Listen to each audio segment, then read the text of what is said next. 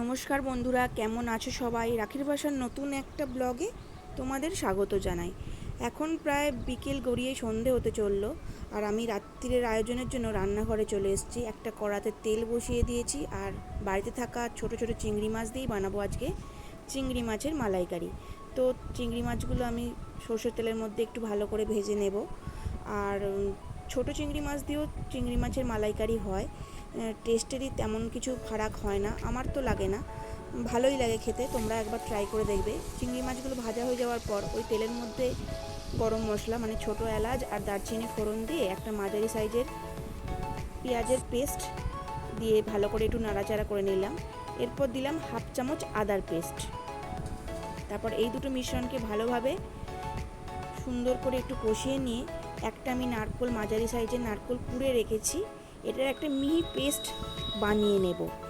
কারণ এর থেকে আজকে দুধ বার করব না, শুধু পুরো পেস্টটাই আমি দিয়ে দেব। চাইলে তোমরা শুধু নারকোলের দুধটাও দিতে পারো। আমি পুরো পেস্টটা, একদম স্মুথ পেস্টটা দিয়ে দিলাম কড়ার মধ্যে। এবার ওই মিক্সির বাটিটায় 1 কাপ মতো জল দিয়ে ধুয়ে নেব, মানে ওটার মধ্যে যেটুকুনি লেগে আছে ওটা 1 কাপ জল দিয়ে কড়ার মধ্যে দিয়ে দেব। এরপর কয়েকটা জিনিস আমি অ্যাড করব, সেটা হলো যে সামান্য পরিমাণ হলুদের গুঁড়ো,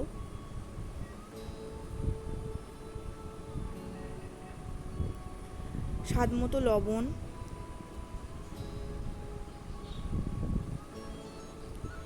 আর দেব কালারের জন্য একটুখানি কাশ্মীরি রেড চিলি পাউডার, আর স্বাদের জন্য দেব শুধু রেড চিলি পাউডার।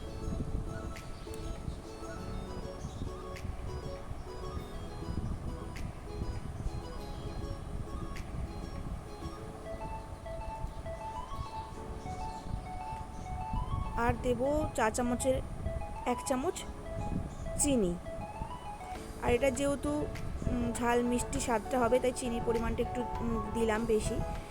আর এবার এই সমস্ত উপকরণ ভালোভাবে একটুখানি কষিয়ে নিয়ে এর মধ্যে দিয়ে দেব ভেজে রাখা চিংড়ি মাছগুলো দিয়ে দেওয়ার পর